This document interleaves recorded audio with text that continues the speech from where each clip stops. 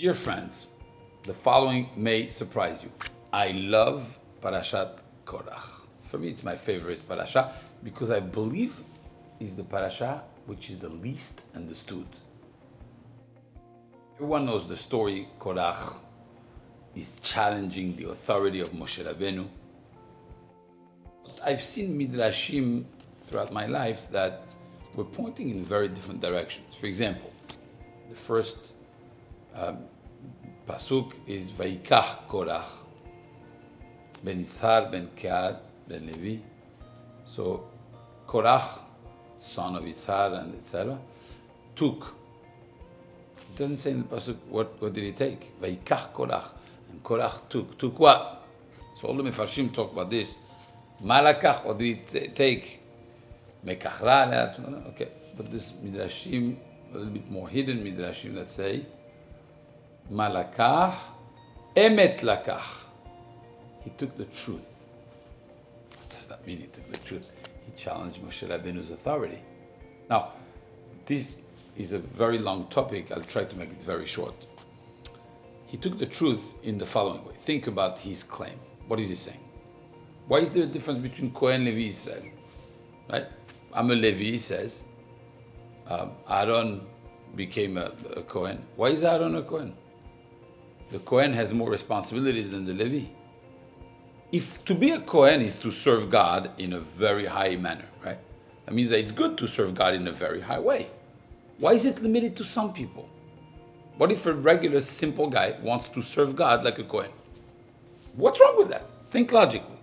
Is it good to give blessings to the people? Yeah. Okay, so why is the Kohen the only one giving the blessings to the people? Let everybody give a blessing to everybody. Is it good to bring korbanot? Yeah. Well, you can't go in here. Why not? He could. The Kohen could go in. So if you could look at it like a challenge to authority. Here you cannot go in. Okay. So he's challenging authority. Or maybe it's deeper than that.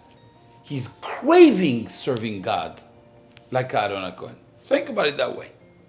Like if it's emet lakach, he took the emet. The truth of the matter is that authority and hierarchy in the truth, the pure truth, doesn't exist. It should not exist. There's only authority and hierarchy because we need it in this world. In this world, you need to have police to guard the people. You need to have a mayor in a town. You need to have a governor in a state. That's how it is. But the truth of the matter, if everybody would be honest and nice, in a perfect world, you don't need no mayors. You don't need people of higher levels than others. Everybody is kadosh. Everybody is holy at the same level. Why are you above the Kahal Hashem, the regular people? So it's a very different way how to study this whole the parasha, and I would need really a long time to explain. I just want to pick on one area and what the conversation with Moshe is. We all know that at one point Korach is coming to Moshe Rabbeinu and he's saying, Talit shekulat techelet. If I have a talit that is all blue, full of techelet, the blue that comes from the chilazon that we used to put on the talit. Now, some people do it again, I do it. If the whole talit is blue, do you still need blue in the tzitziot or not? That was his question. You think about this question, it's like, why, the way it's taught in schools, etc., is he just wanted to bother Moshe Rabbeinu, So he came with an annoying question. That's what we call an annoying question. But that's not the way to look at it. I'm sorry. If the Torah tells you specifically that's what he asked, it's because there's something there. So I'd like to share with you the following. Last week, in Parashat Shelach Lecha, we discussed the Parasha of Tzitzit. The Parasha of Tzitzit actually is when it brings up the Techelet, the blue color that we're supposed to have in the Tzitzit. And I realized something incredible.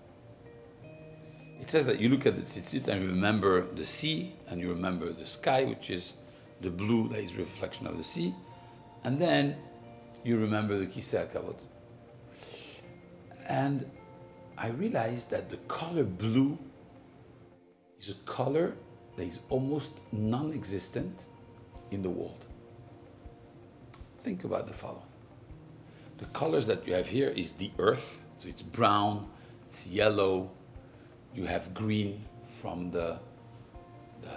all the vegetation. You have fruits that is usually green, turn into orange, yellow. But what is blue? A natural blue that you could touch. What is it? The sea is not blue. It's transparent. It's only blue because of the sky. And really the sky itself is also not blue. Because when you go deeper, it's black. Where is this blue from? I realized that the blue is God's color.